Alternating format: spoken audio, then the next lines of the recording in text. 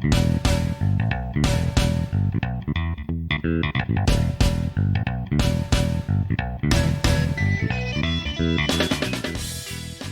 everybody, and welcome to The Goods, a film podcast. This is Brian, and Dan's here too. Hey Brian, how you doing? Doing all right. What do you got going on lately, Dan? Well, I just got my second Fauci ouchie.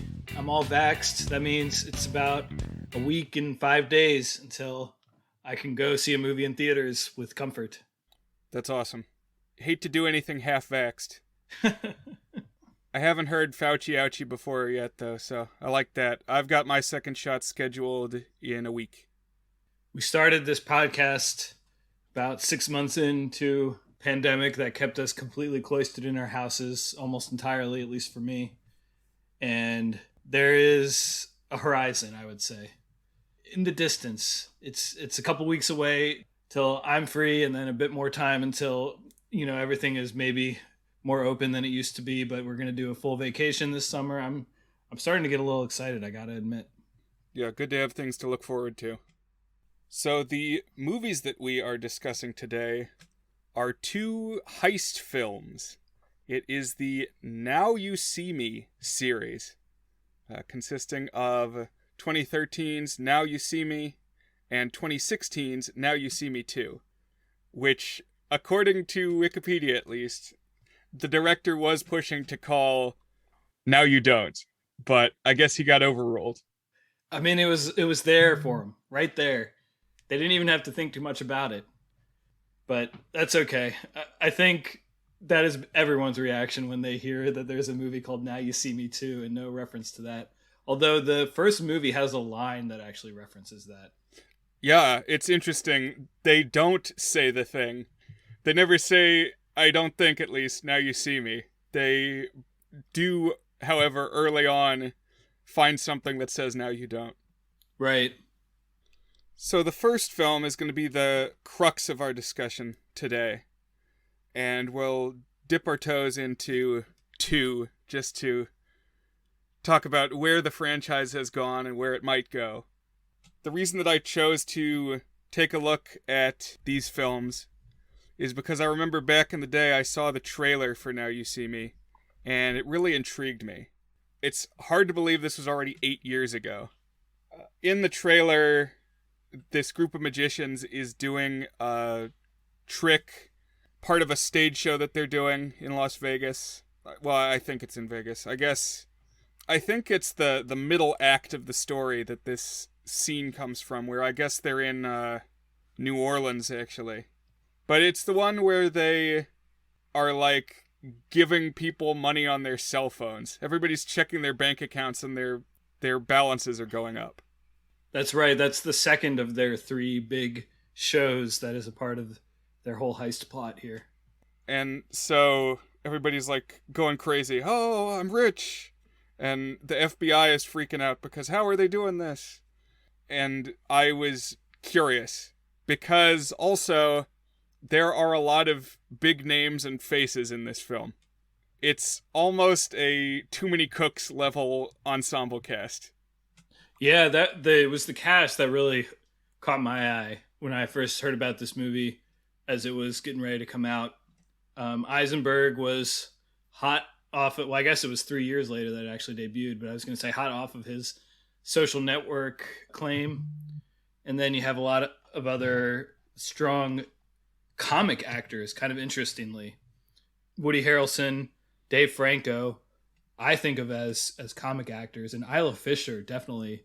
I've only seen her in comedies. Right. Yeah, it's an interesting mix of who's who. It's some big stars, some lesser stars, but it's people that you've seen places, all of a sudden thrown into the mix here. So you've got James Franco's younger brother Dave, who of course I recognize from having played Greg Sestero in The Disaster Artist, based on the making of The Room by Tommy Wiseau, where James Franco plays Tommy Wiseau, and his brother plays the hapless actor he roped into making the movie. I remember Isla Fisher from the subpar Netflix seasons of Arrested Development. For me, Dave Franco will always be Greg, the soccer player from Superbad. It's like a third of the way into the movie, maybe even less than that. There's a random scene where Jonah Hill storms out onto the soccer field to talk to Michael Cera, and Dave Franco, who I think was a total unknown at the time, turns to them and says, we're 2 goals behind. You got to play, man.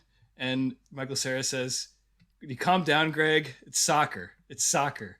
And Jonah Hill says, yeah, why don't you go piss your pants? And he says, that was like 7 years ago, man, or something like that. So he's the pants pissing soccer player in my mind for eternity. People never forget, Jonah Hill says. And it's true, you never did.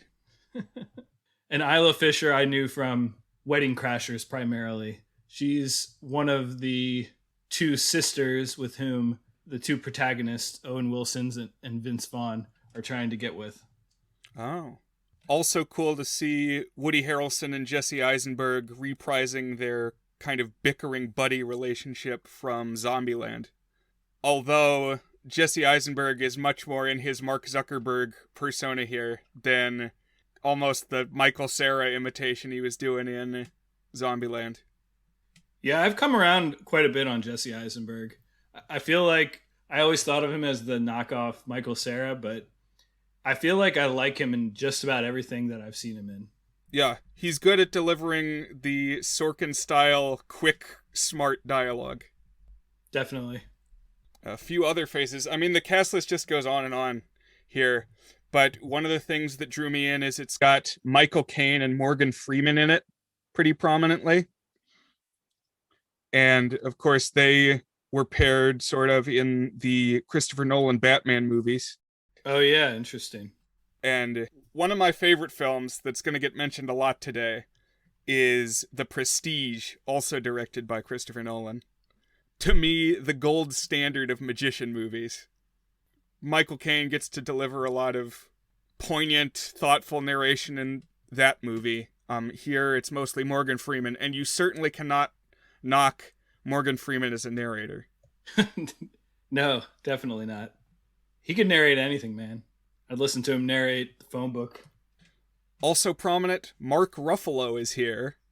He's playing an FBI agent, and he's running around trying to solve these bank heists, partnered with an Interpol agent played by the French girl from Inglourious Bastards.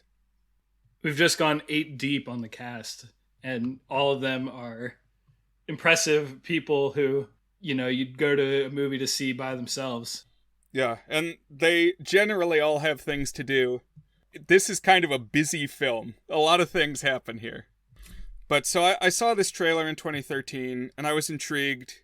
Certainly, I wanted to check out a movie that had a few of these faces. Michael Caine, Morgan Freeman, Eisenberg, and Harrelson back together. But for whatever reason, I dragged my feet a little bit, and then reviews started coming in that were mixed.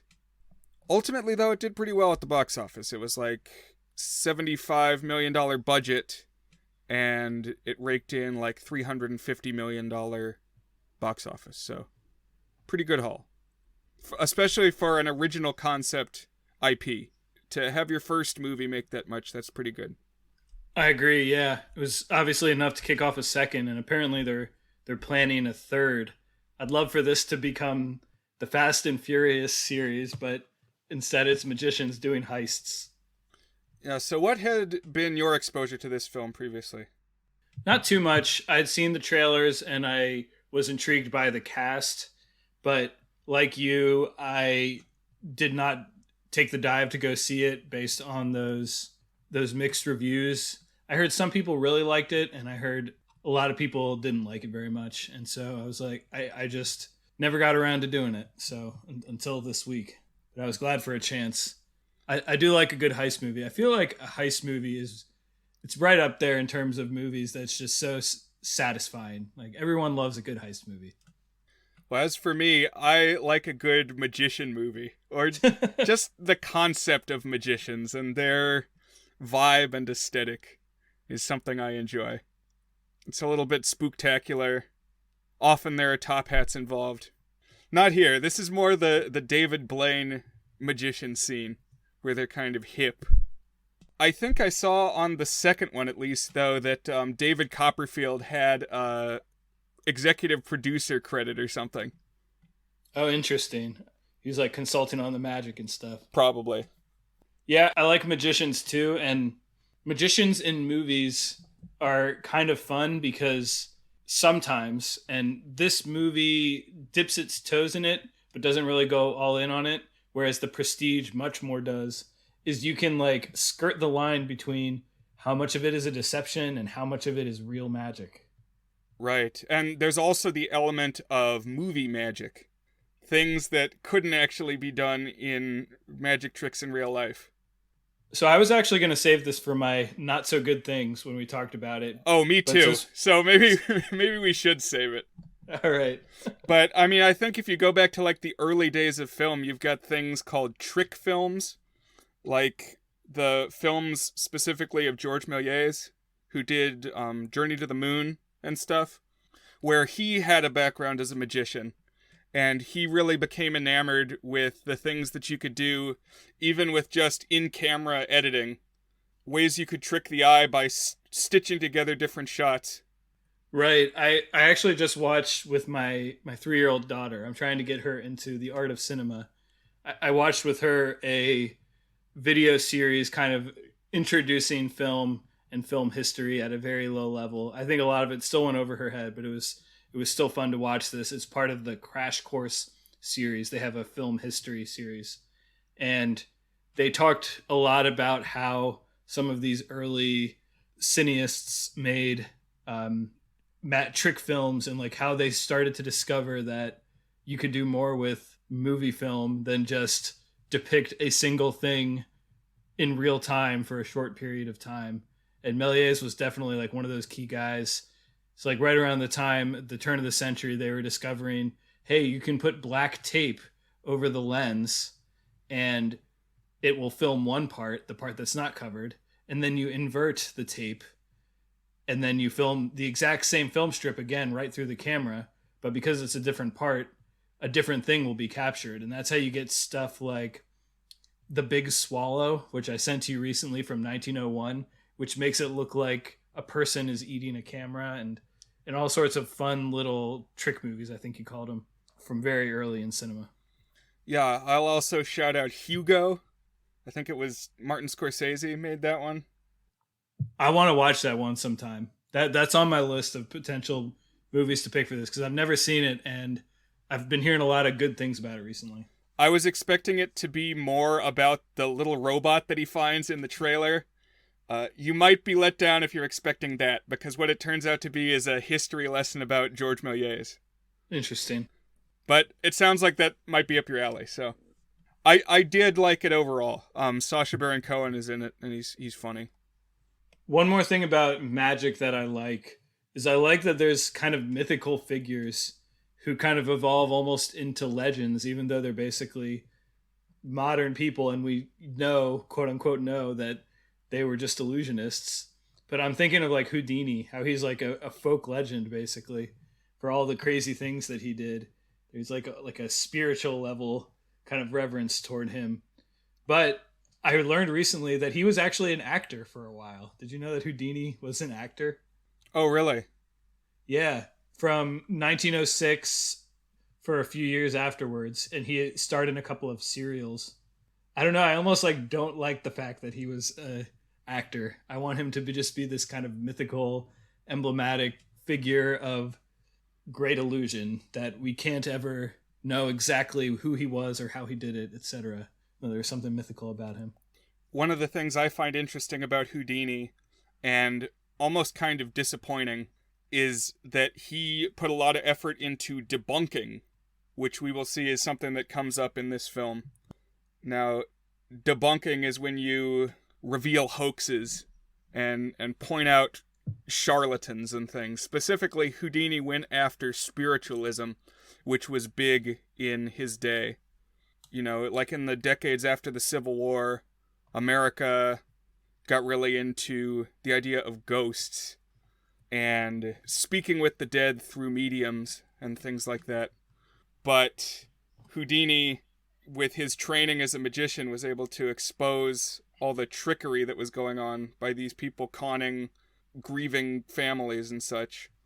So, I mean, it's noble, but also, you know, when a magician's whole shtick is like go on the stage and say, "Behold my powers," then to turn around and say, "Oh, you believe in powers? What an idiot." Is like a little disingenuous to me, I feel. But it's something that has a long history. I mean, Penn and Teller do the same thing, that a lot of their show is debunking things.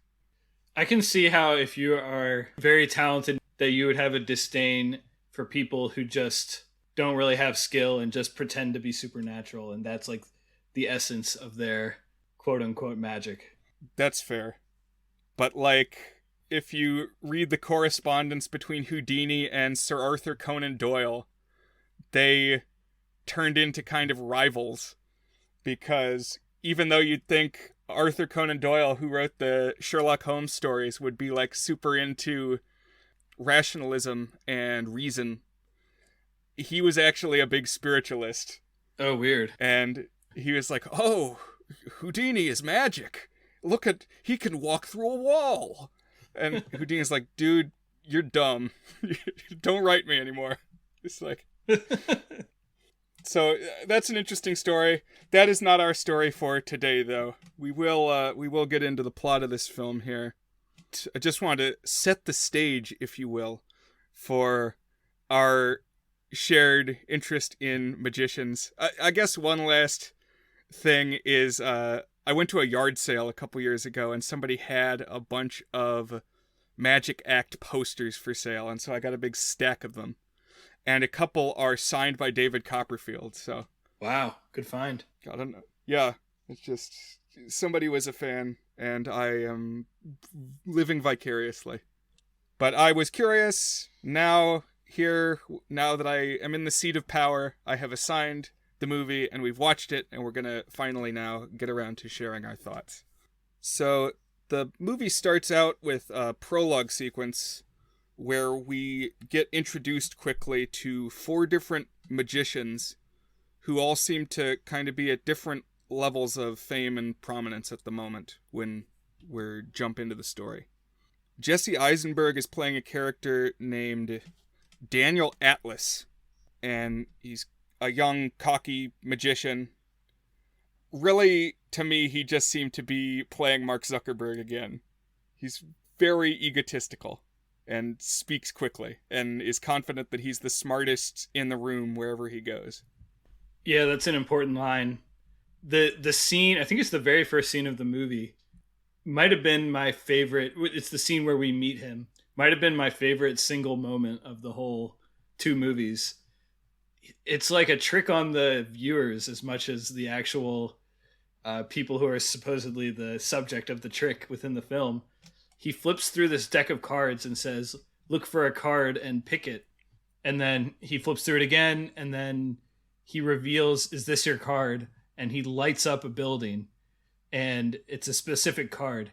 So the crazy thing about this is it's really precise and impressive, I guess, post-production or something, because it's edited in such a way that you notice the 7 of diamonds more. I watched it like 3 times to try and catch on.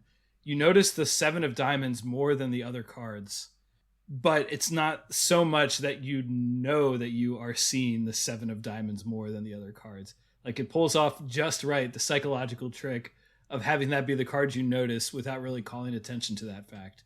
And so I was like, whoa, when it happened to be the one that I had seen, before I realized that maybe it's just there for like a frame longer, or it's like clearer, sharper focus than the other cards. But that was pretty cool, I thought.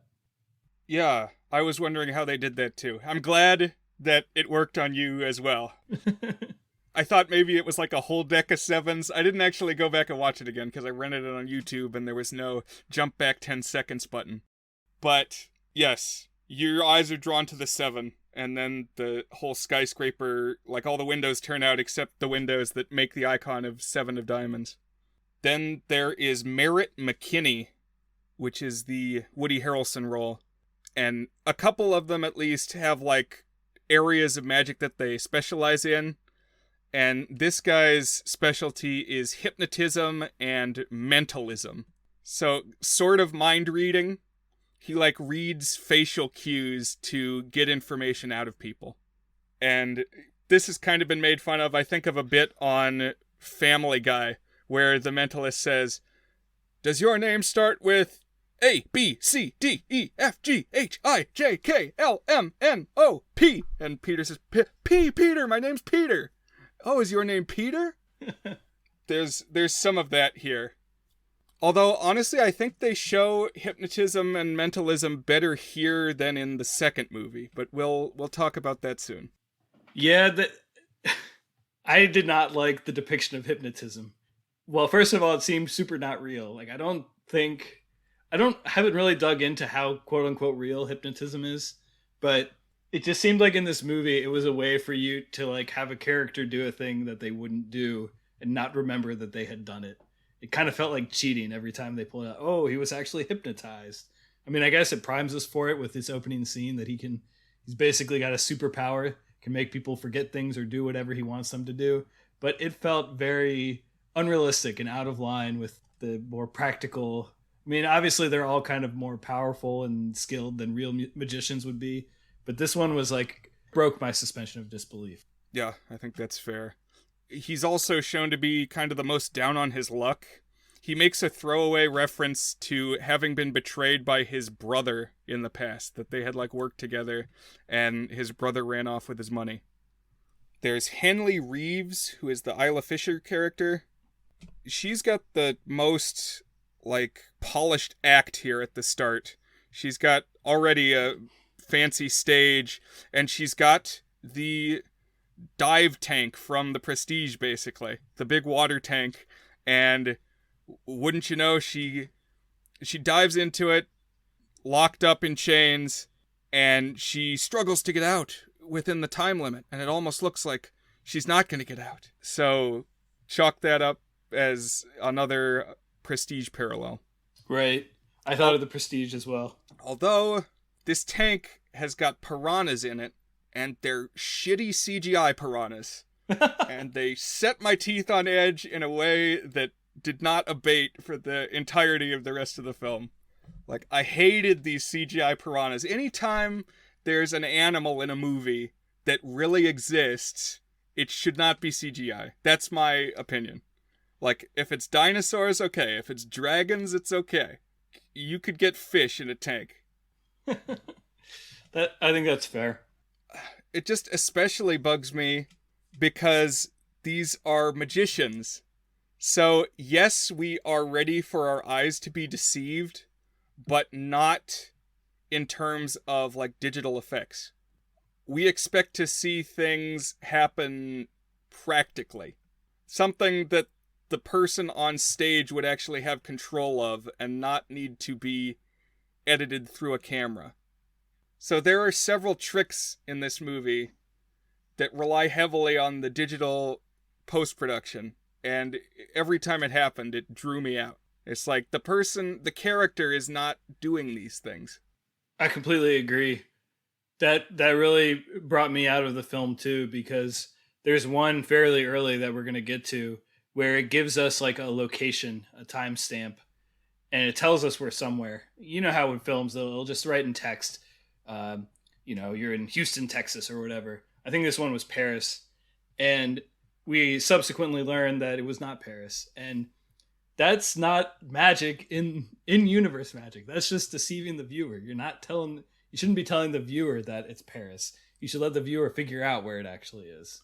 Well, that's an interesting case. Yeah, we will talk about that. The last member of these 4 magicians to be introduced is Dave Franco, who plays a character named Jack Wilder. And he's the youngest one. When they all end up meeting up, he kind of idolizes the Zuckerberg... What's his real name? Eisenberg? The Eisenberg character. Jack's skills are that he picks locks, and we don't see it very much, which I'm glad about, but he can also do the thing where, like, it's supposed to be an impersonation, but really he's just, like, dubbed by the person he's supposedly imitating, which is another trick I'm never a fan of. It looks completely unnatural. Like, Junie from Spy Kids could do this. And it worked okay in that because, like, there's a ton of goofy stuff in that movie, and there's thumb people and things, but here where they're supposed to be stage performers, it was unnatural. All of these 4 performers, after they get introduced, they quickly come across these mysterious invitations in the form of tarot cards. And each one has kind of got a tarot card that's like related to their personality. So Woody Harrelson is the hermit, and Isla Fisher is the high priestess. But, you know, being magicians, they're captivated by this mysterious card that's just shown up. Like, Jesse Eisenberg is in the middle of a hookup and throws the girl off of him onto the floor when he finds this secret card. That was a pretty big laugh for me. Yeah. Good to start a Jesse Eisenberg movie off with an awkward hookup. Because it happens in Zombieland, too, where she turns into a zombie in the middle of everything. But they all are invited by these cards to convene at an apartment in New York. I guess most of them have not met, or they like know of each other. Eisenberg and Isla Fisher previously worked together. She was his lovely assistant and girlfriend at one point, but they've since gone their separate ways. Now here they are all together, having been summoned by an anonymous benefactor. And they, like, activate a booby trap or something. They, like, pour water on the floor and it runs into grooves and spells out a message. And through this Rube Goldberg series of happenings, they trigger a hologram to light up. And this hologram is like a 3D map or a blueprint. And the viewers don't really see what it's depicting. But obviously it's highly technical, and all the magicians are instantly wowed by it. And they kind of all agree that they're going to follow this schematic that's unfolding before them.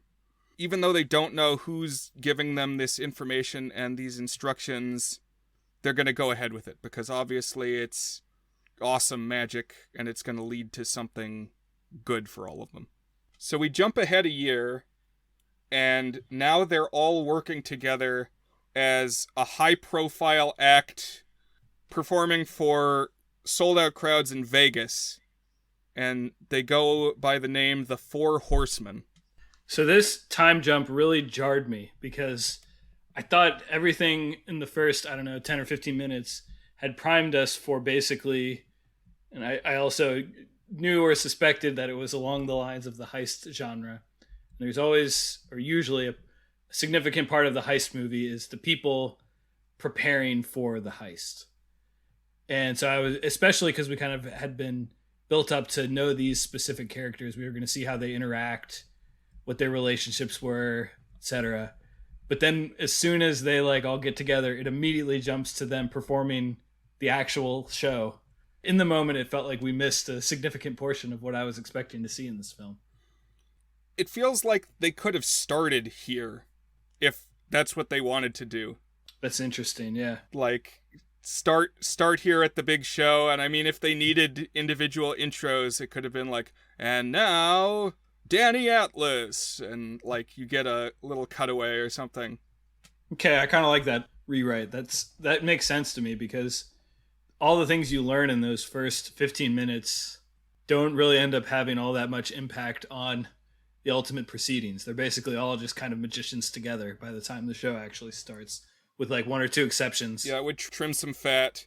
And then if they could either start working for the mysterious big figure after the show, or like after the show they go and get their missive from him, and we like get the sense that something bigger's going on. Yeah, something like that. But here in this show, they explain that they're now being bankrolled by a wealthy insurance magnate named Arthur Tressler, who is Michael Caine. And this is another one that surprised me, because obviously we're led to believe that there's some mysterious person pulling the strings. And then when we cut to them introducing Michael Caine, I thought that we were to believe, and maybe this was in fact the intent, that he is the head honcho organizing everything. but it felt like a underwhelming reveal of who this organizer was, Yeah, so kind of this whole movie, the big mystery they want you to be wondering about is who is the puppet master, who's the person behind the curtain. They start calling this person the fifth horseman. And yeah, early on, pretty high chance it seems that it's Michael Caine. Like they rub your face in Michael Caine. During this show, we see a series of magic tricks. Obviously, it's a magic show. And some of these incorporate some foreshadowing that's going to be important later. But it all builds up to the end of this performance when they pull someone out of the audience and they ask this guy, who turns out to be a Frenchman, to picture his bank in his head. And they strap a teleportation helmet, they say, onto this guy that's also got a video camera. So they say, picture your bank, and VoIP. They warp him to a bank vault in Paris. And this is where we get, the lower third that Dan was talking about. Paris, France. And suddenly, he's broadcasting from inside the Parisian bank vault. And there's just this big old stack of money lying on the floor. I don't really know if this is what the inside of a bank vault looks like, if they just got all the money laid out there on a pallet. Perhaps. It's like Breaking Bad. It's like Walt's storage unit. Oh, yeah. I mean, I am probably certain that this is not how money is stored at banks, but it's iconic for movies, for stealing the money from the bank. You open the vault door and boom, there's the big pile of greenbacks. Or in this case, it's euros, so it's like goofy colors. But the Frenchman is instructed to place a four horseman calling card on the ground. And then somehow the four horsemen turn on a vacuum and it sucks all the money out of the vault. And then the guy warps back to the studio in Las Vegas. He pops back in and all the money rains down on the audience. Simultaneously, we see real deal French police are at the real bank in France and happen to check into the vault, and all the money is gone. Oh, and the calling card is there on the floor. So somehow this teleportation trick has really taken place. So there you go. Another Prestige parallel is prominently featuring a teleportation trick. But of course, now this huge amount of money has disappeared. I guess it's been rained down on this Vegas audience. And so the FBI is involved. Robbery has really taken place. And the French authorities, of course, are also on the case. Yeah, they're kind of like the Robin Hood magicians here. It's that they're stealing money from the big banks, the big bad guys, and shooting it out of vents so that your everyday person who happens to be attending their magic show can get their hands on it. Back to the power of the people. Your everyday person who can afford a high-profile Vegas ticket. But yes, this begins a recurring theme of sort of semi-topical social commentary. Like, 2013, the Great Recession was like just in the rearview mirror. And so there was a lot of popular ire against banks. The horsemen after this trick get taken into custody by the FBI. The head agent investigating the case is a guy named Dylan Rhodes, who I'll probably just interchangeably call Mark Ruffalo, because that's who plays him. And he's partnered with a French Interpol agent. According to Wikipedia, her name is Alma May. I might just call her the girl from Inglourious Bastards. The one who plays Shoshana, who Christoph Waltz is chasing around. And they get interrogated here by the agents. The magicians are being questioned. And they're flippant and cocky. Mark Ruffalo is getting frustrated. This is where Eisenberg delivers his "it helps to be the smartest person in the room" line. I really liked this scene. This is one of my favorite scenes from the first movie, where you see them one step ahead. It's like a satisfying itch to scratch, where the cops are trying to rein them in, but they figured it out. And you get a little bit from the different magicians at different times, and they do stuff like they slip out of their handcuffs and like put the handcuffs on someone else and put the key inside a Diet Coke that another agent has and stuff. This was a moment I had a smile on my face. Yeah, this trick with the handcuffs where Jesse Eisenberg is handcuffed to the table and Mark Ruffalo like leans in and suddenly Jesse Eisenberg stands up and Mark Ruffalo is handcuffed to the table. That's another one that they use in The Prestige.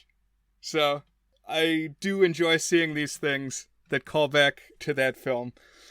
What was weird to me here is that Mark Ruffalo lets them go, I guess, because they don't have evidence to charge them with anything. But was the money that rained down on the audience not evidence? That's that's a good question. I mean, you're right that the argument that Jesse Eisenberg gives for why they should be let go is if they're actually arrested for this, then this is the FBI acknowledging that magic is real and they really transported to Paris and stole the money.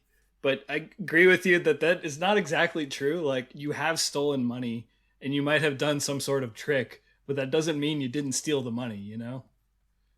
Also, what's the American audience going to do with the euros? They're all going to have to form a line and go to the travel agency or whatever, somewhere that exchanges the money. That's a good point. The real winners are those exchange places that do like a 15% markup.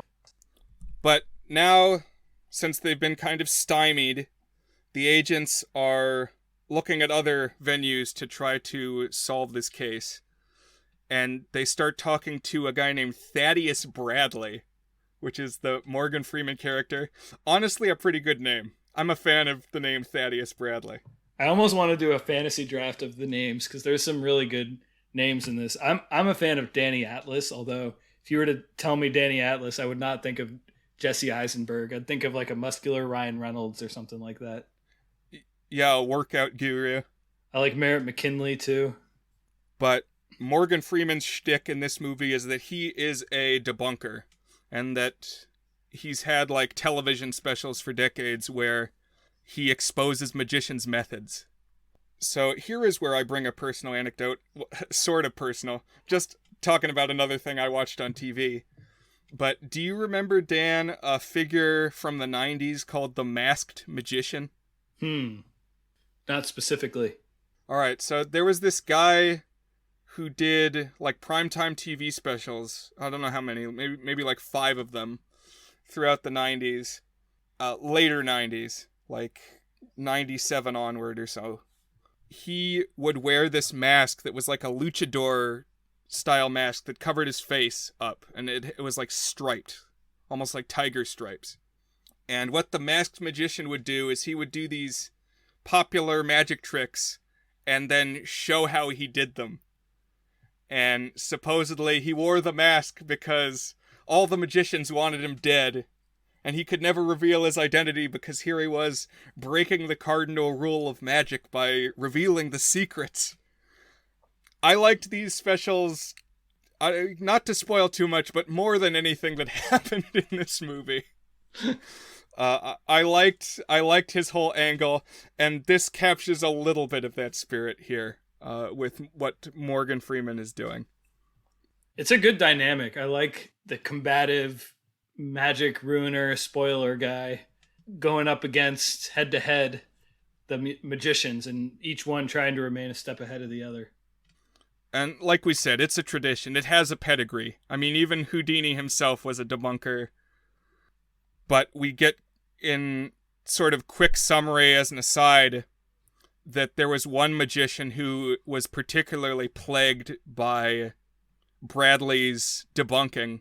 And this was a guy named Lionel Shrike, who, because he was getting kind of egged on, had to keep attempting more and more dangerous feats until he tried one where he was locked in a safe and dropped in a river and had to escape and was unable to. So he died and drowned. Well, hold on. We assume he died and drowned, but didn't they say they never found the safe or the body? Okay, I was going to ask you this, because I think they did say, but the body was never found. So I'm glad. Okay, so this, listeners, is something that happens in the movie. I wasn't sure, so I didn't jot it down, because it makes very little sense to me that the body was not found. Because, what? Like, how do you...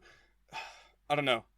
I guess it's mysterious because, like, maybe it was his plan all along to disappear. And so now, yes, now I guess we have another figure that, oh, maybe this is the fifth horseman. Or maybe it's Morgan Freeman is the fifth horseman. What was your brain doing at this point, Dan? What were you thinking was going on?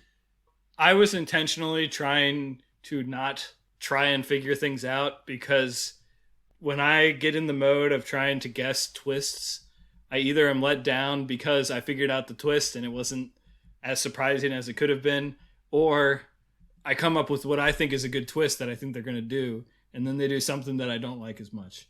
So I was trying to clamp down that part of my brain and just go along with the ride, because I knew the whole point of this movie was to be surprised at the end.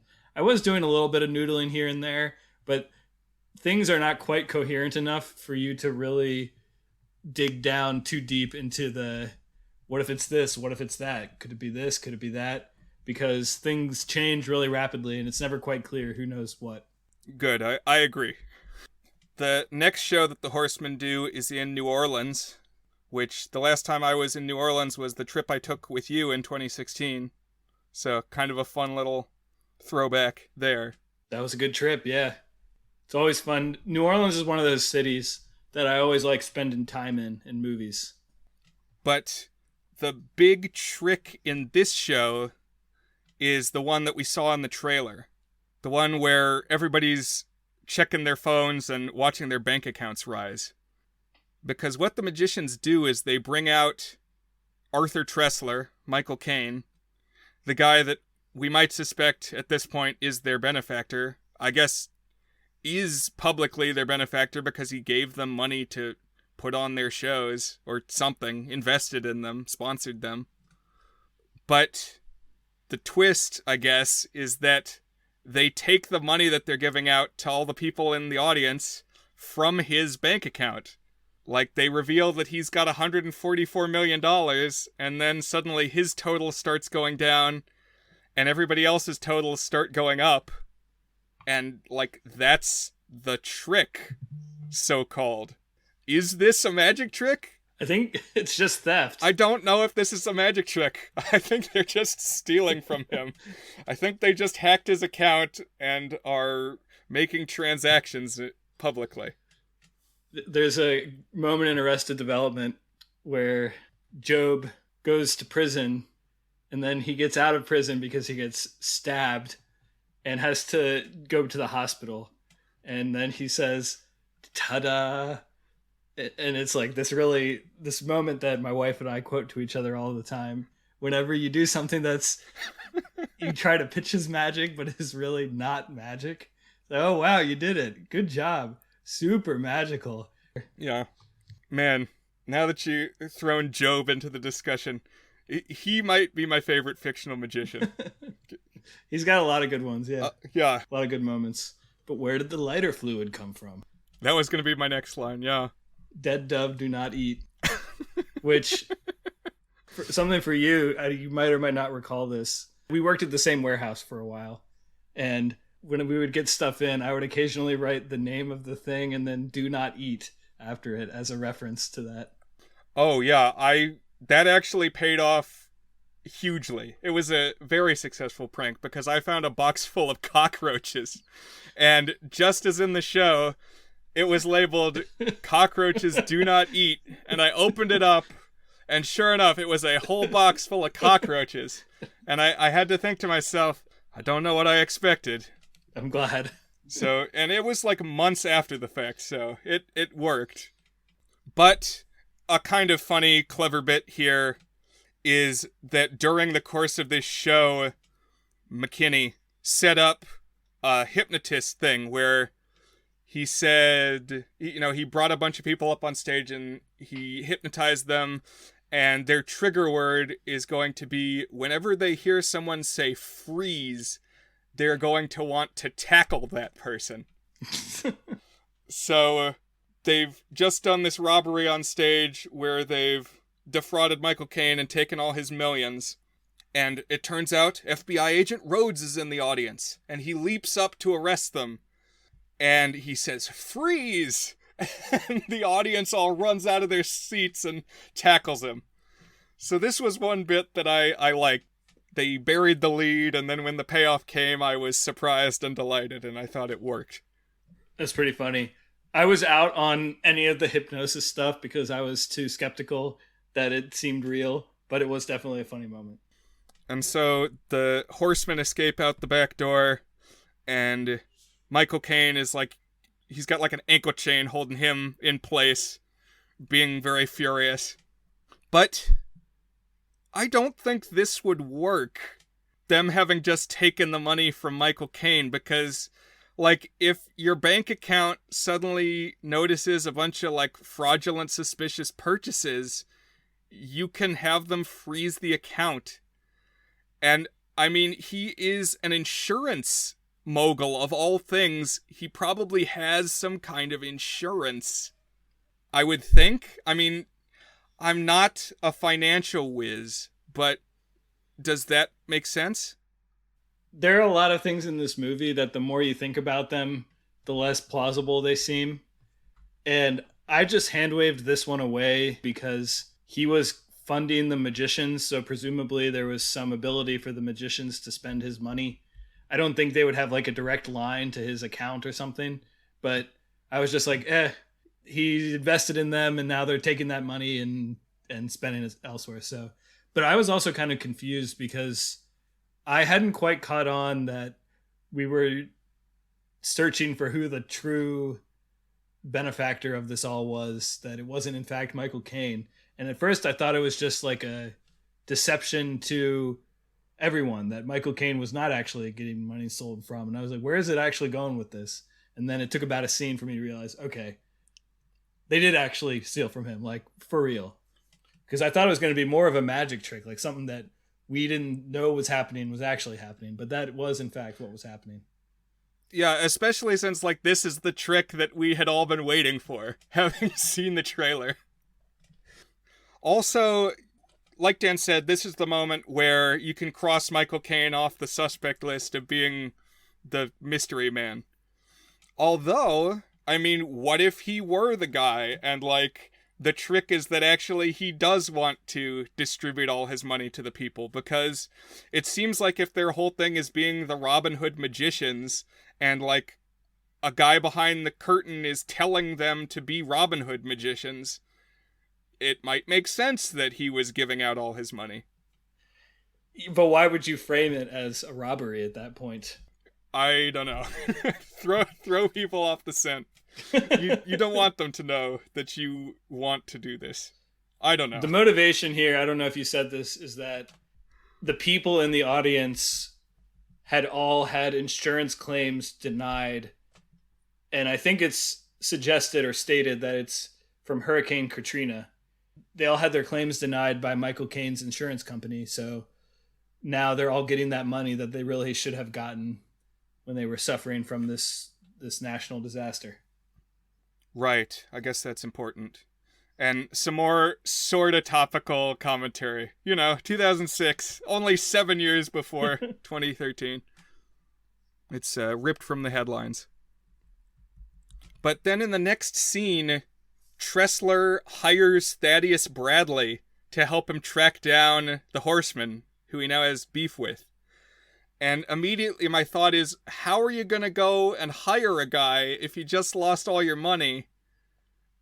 I guess he didn't lose all of it. He lost a chunk of it. But I guess he still has some money to throw around. Yeah, that was interesting. We went straight from this guy lost all his money to a few scenes of him saying, I will pay you whatever it takes to take them down. I thought of that as well. But the investigation by the FBI is still going on. They're doing what they can, which isn't too much. Still trying to catch the horseman. At this point, the Interpol agent tells a story about the Eye, which is apparently a secret society that's ancient, dating back to ancient Egypt. And it's a collective of magicians who their whole mission is doing Robin Hood stuff. Rob the rich to feed the poor. They said that they took food from the pharaohs using magic tricks and gave it to the servants, or whatever the case may be. I do like secret societies as part of the magician lore. Like, I think Houdini was Freemason. Yeah, generally so do I. And I like secret society backstories in movies, in stuff like Da Vinci Code and National Treasure. But here, I don't know, it didn't quite land for me. It's like we didn't learn very much about what the Eye is or what other things they've done.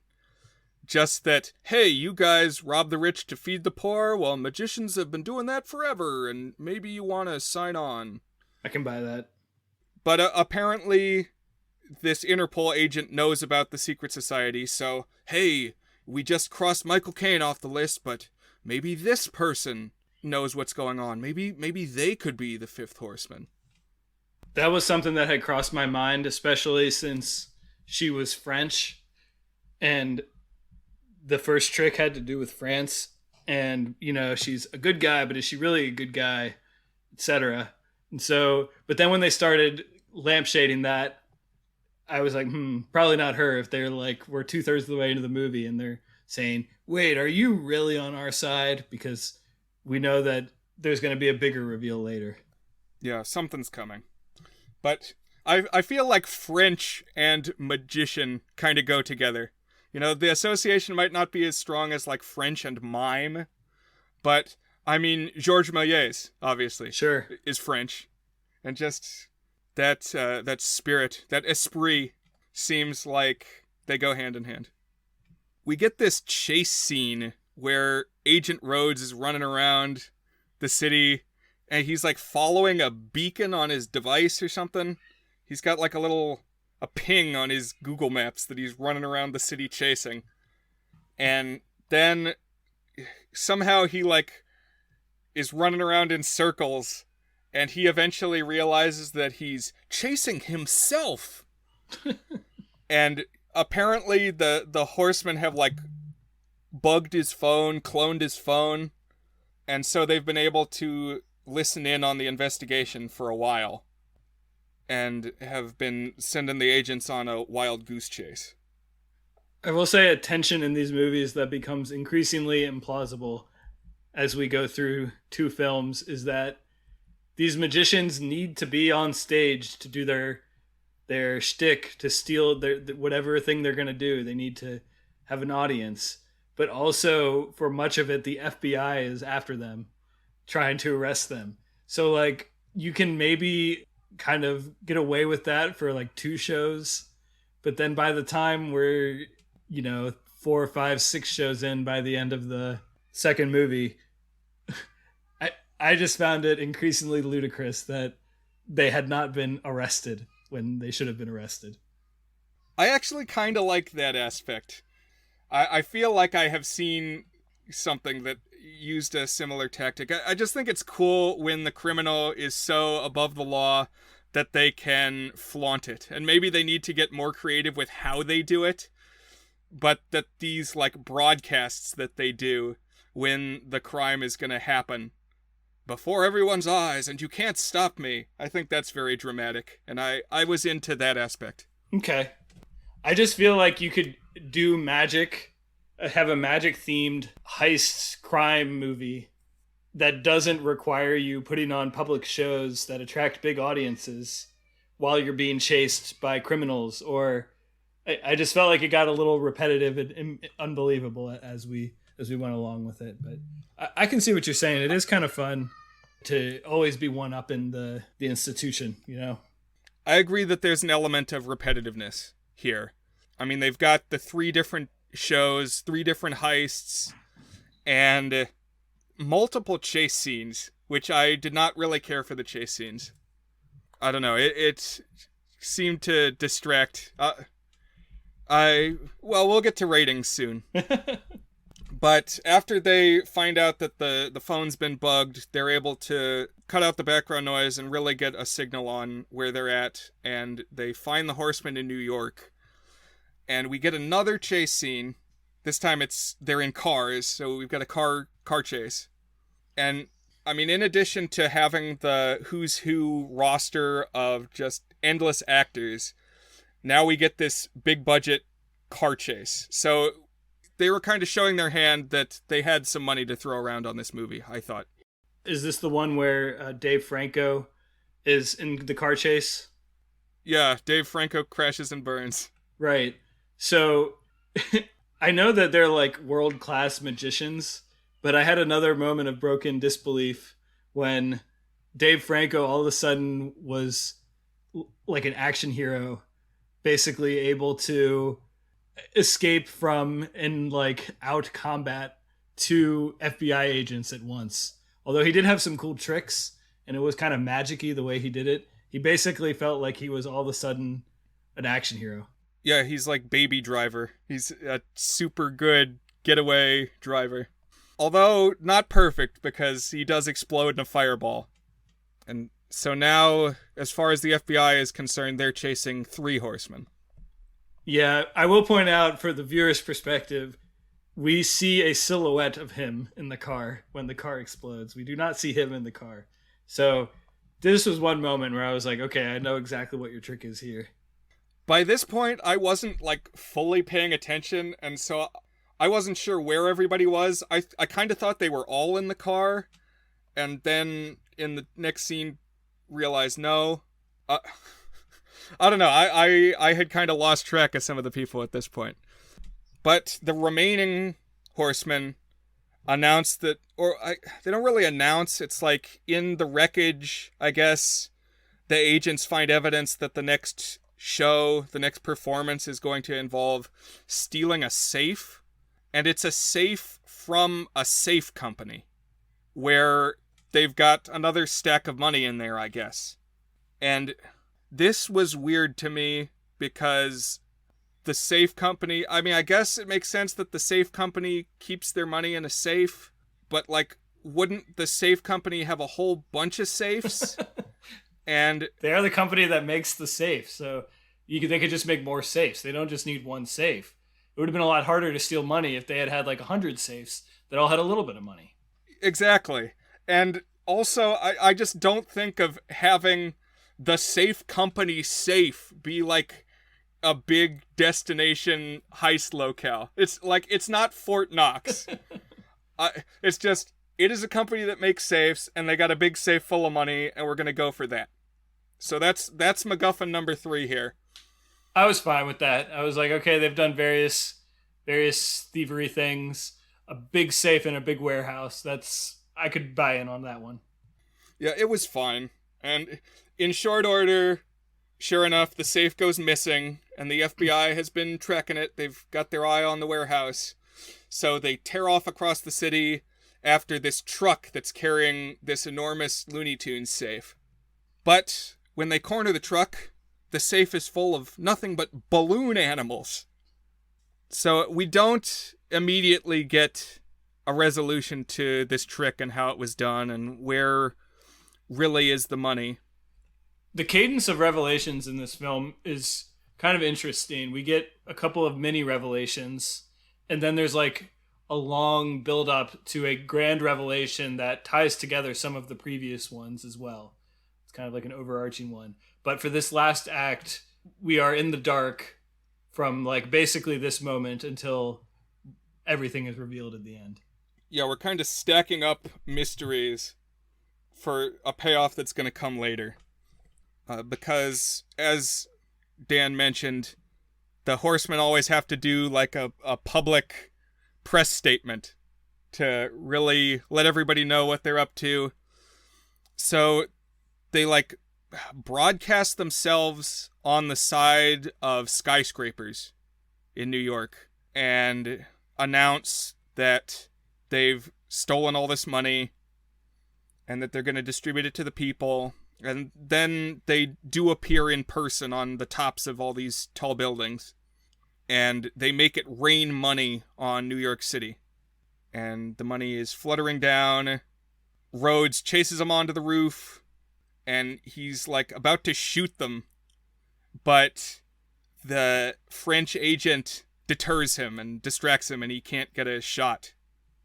So this is a moment, an instant where we're like, oh, maybe she's showing her hand. Maybe she's part of their heist, their thievery. But the horsemen leap off the buildings and disappear in a cloud of money. Somehow. They just disappear and they're gone and they're escaped again. Right, they're gone. I want to talk for a second about this money floating down. This is used in, I think, here 2 of their shows. And this is shown as like everyone's happy grabbing handfuls of cash. I feel like in real life, I'm imagining Black Friday where you have people punching each other to get the toy, but like amped up to 11, people fighting to get their hands on all this cash. Almost like they're looting from each other and taking stuff. Totally. It could get super violent. I'm going to mention Death Note later on. This is something that happens in Death Note. The crook is trying to use his devoted followers to, like, stall the FBI, but then the cop who's chasing him, the, like, master detective, just throws a bunch of money around, and then the mob goes crazy for the money, and they, like, all start attacking each other, and the detective can just approach, because people who are easily sucked into worshipping things and just going crazy for whatever catches their appetites is not a very reliable army. But it turns out that this money that's raining down is actually not the real money this time. It's fake, and it has their faces on it, the magicians' faces. So there's real money somewhere, we know. And pretty much immediately we see this big pile of the real money appear in Thaddeus Bradley's car, and he gets arrested for betting this robbery, although it's a setup. And so this is when we get kind of a cavalcade of revelations. Just the dam breaks, and of course, who better to deliver information than narrator extraordinaire Morgan Freeman? Because Mark Ruffalo comes to visit Morgan Freeman in jail, and as a debunker, Freeman has figured everything out. He says, I was set up. And he reveals ostensibly how all the tricks in this third act of the film were done. So he says, oh, Dave Franco must have faked his death. Oh, but he took a corpse from the morgue and just stuck it in the car when you weren't looking. And because he faked his death, they didn't actually have to take the safe anywhere. They just hid it behind the mirror, and while you were chasing the 3 you still thought were alive, he just walked in the warehouse and he took the money. And then, spoiler warning here, guys, so if you really want to get the full experience and you don't want to lose out on that, turn off the podcast app now. Because Morgan Freeman is like, oh, now that you know how they did everything, you know it was the horsemen who set me up, and I had nothing to do with it. So, go out now, Mark Ruffalo, and round them up and set me free. But Mark Ruffalo does not do that.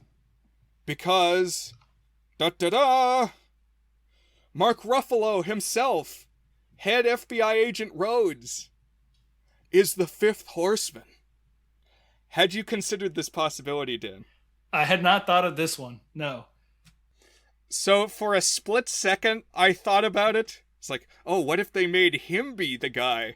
And then I thought, that doesn't really make any sense. I don't know. It's like, several things that have happened would be ridiculous if that were the case. But that's the case. Yeah. He's the guy. Yeah, I spent a lot of time thinking about this. I actually really like this twist overall because it was one that was truly unpredictable. And I wanted to be surprised and astonished. A lot of the revelations were pretty interesting to me. Like the one with the safe, with the mirror. Oh, it's actually hidden behind a mirror, but you just can't see it because the mirror is angled in such a way that the container looks empty. was explained earlier in the movie.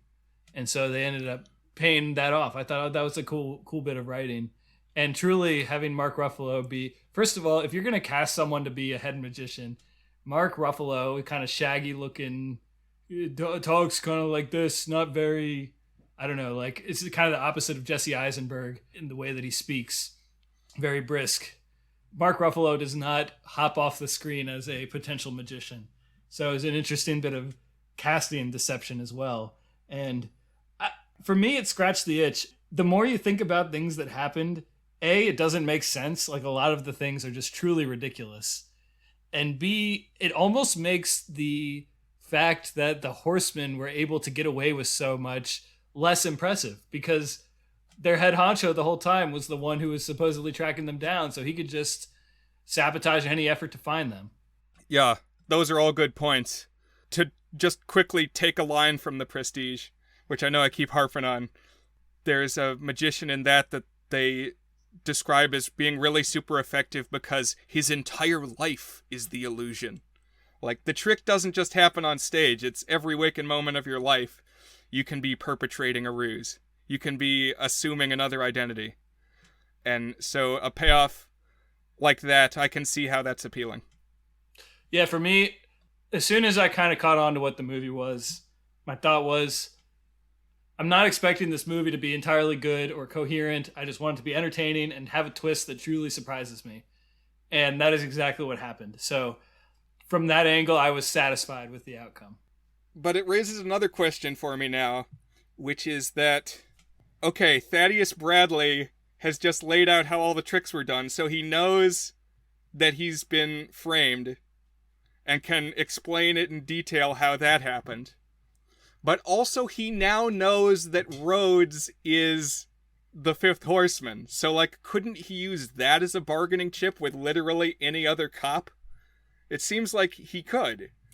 I mean, I guess the thought is that Rhodes has, like, hidden the evidence well enough that they're not going to have anything on him, but even just raising that suspicion seems like it would have some effect. Yeah, my read on it was that, I mean, I guess we don't see, like, obviously a trial or anything, but Morgan Freeman is like an iron bars cage locked away at this point. Even though it doesn't really make sense that, like, we are to assume that he has already been sentenced to rot in this jail. So, doesn't matter what he says, he's away. But you're right. It's a twist that if you start poking and prodding at it too much, it's gonna become less and less compelling, I would say. We get a pair of finale scenes after this where all the magicians have joined together and Rhodes welcomes them into the Eye, the secret society. They're at like a carnival and they all climb onto a carousel and they like disappear into thin air through the carousel or something. They enter some exclusive Eye only area. And so they're initiates now into the secret society. We get the sense they're going to go deeper into the rabbit hole and learn more of the organization's secrets if and when the series continues. Finally, we get a scene with Ruffalo and the agent from France together in Paris, and he shares with her that he is actually the son of Lionel Shrike. So, like, twists on twists here, reveals on reveals. That magician from earlier who got egged on by Bradley to keep doing more and more dangerous things until he died in the midst of a magic act was Mark Ruffalo's father. So, really, he's not Rhodes at all. He's a Shrike.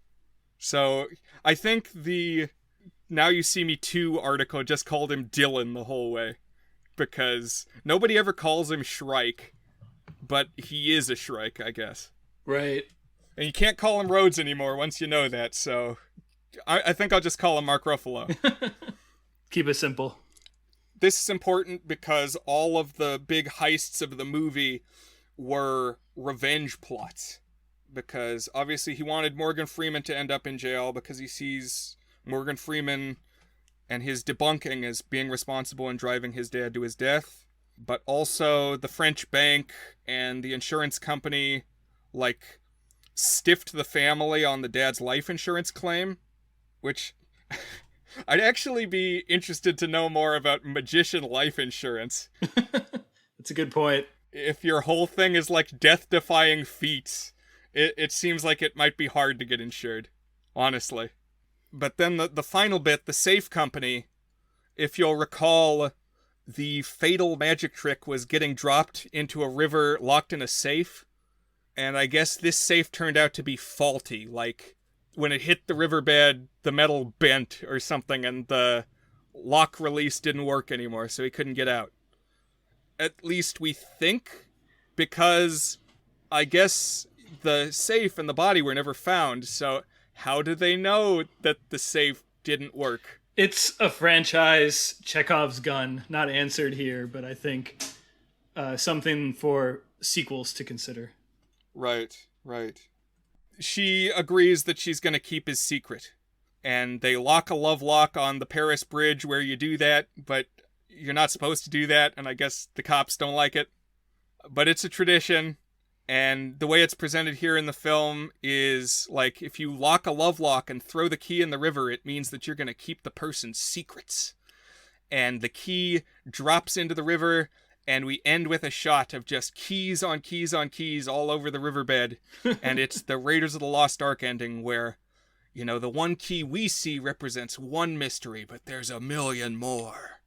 Right. And like in 12 Monkeys, there's a hint when Bruce Willis is in the asylum that the delusion that he's having that we are kind of witnessing is just one for all of those people in the mental health hospital who are living their own fantasy lives.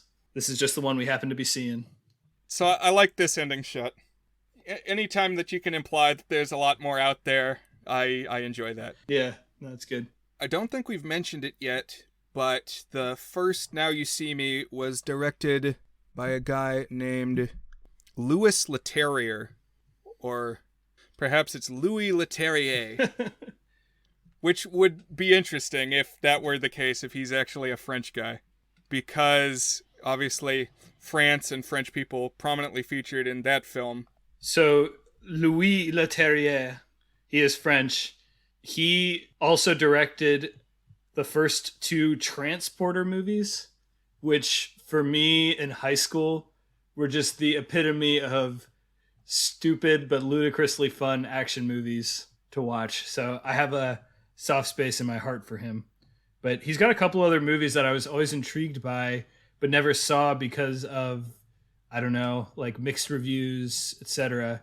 Like he did The Incredible Hulk. I think he did the one that was the MCU one before Hulk got recast, but there was also like a Hulk from a couple years before then. And then he also did the Clash of the Titans movie. So he's an interesting director. Oh. Yeah, I should have done my research. Man, that Hulk mishmash, just the sudden revolving door of Hulks. What an era in cinema. Right, because it was like 3 and 10 years. There was the Ang Lee Hulk, then they had the one where it's Ed Norton from Fight Club, and then they immediately forgot that, because I guess the rights said that they couldn't make any more solo Hulk movies. Or something. It was like one studio retained the rights to solo Hulk. Weird. And for some reason the casting change also happened, I guess. It was strange. The new Hulk in the MCU is Mark Ruffalo, if I'm not mistaken. I'm not big on those movies in general, but he does play Hulk, right? That's right. Yeah, maybe that's the post-credits scene in the first Ed Norton Hulk. Is that actually it was Mark Ruffalo all along. But when the time came for a sequel, there was a new director. This is a guy named John Chu, who is a Chinese-American director. Recently had a big success with Crazy Rich Asians. I guess he also does a lot of musical movies. Like he did the film adaptation of In the Heights. I think he's slated to direct the Wicked movie that's coming. I don't know if In the Heights has come out yet, and I don't think Wicked has either. I think both are coming this year, so 2021 could be a big year for John Chu. There is going to be a third Now You See Me, Now You Three Me, if you will. Oh. In the second film, which will be a little more merciful in the length of our recap, or at least try, Isla Fisher did not return. Apparently she was pregnant. So they kind of loop Lizzy Caplan into the mix as a replacement. So, Dan, I think you're a Lizzy Caplan fan. Is that right? I am indeed. Lizzy Caplan is one of my favorites. I've always liked her, but she went to my top tier of comic actresses in the TV show Party Down, where she's a snarky comedian struggling to make it in Hollywood. And she is a favorite in everything I watch that she's in now. I seek out her movies. I think literally every movie would be improved. I can't think of a movie that wouldn't be improved with Lizzy Caplan making quips. Like, just bring any movie, bring Lizzy Caplan in, bam, you just bumped it up a star rating for me. Like in The Godfather, it could have been Lizzy Caplan saying, "You think he's going to refuse that offer?" And Godfather would be next level for me. So yeah, you're right. I'm big on Lizzy Caplan. I think it's interesting that both of the movies had the same writer. So Ed Solomon penned the scripts. I knew of him because he co-wrote the Bill and Ted movies with Chris Matheson. And I don't really know who was more responsible. I think they shared writing duties. I am a fan of those. Also in my reading, I didn't read that much about the directors. Obviously I should have. But I did read that Chris Matheson was sci-fi writer Richard Matheson's son, the guy who wrote I Am Legend. Huh. And I think he contributed Twilight Zone scripts and stuff. Show business can run in the family, obviously. I mean, a couple weeks back we were talking about the Barrymores. That's right. Theater and filmmaking dynasties are nothing new. Yeah. And we have the Panettiere dynasty led by Jansen, of course. And his star-making turn in The Last Day of Summer. At some point, our self-references are going to be too deep for anyone to follow but ourselves. No, you just have to get into the lore. You just have to start at the beginning, because there's an ancient secret society that once you prove yourself worthy, you can join, and it will all make sense. And you can answer, is it good? Yes. Our final trick will be that we'll have you come on the podcast. We'll summon you, warp you here, and you pass judgment on us, whether the show should even continue.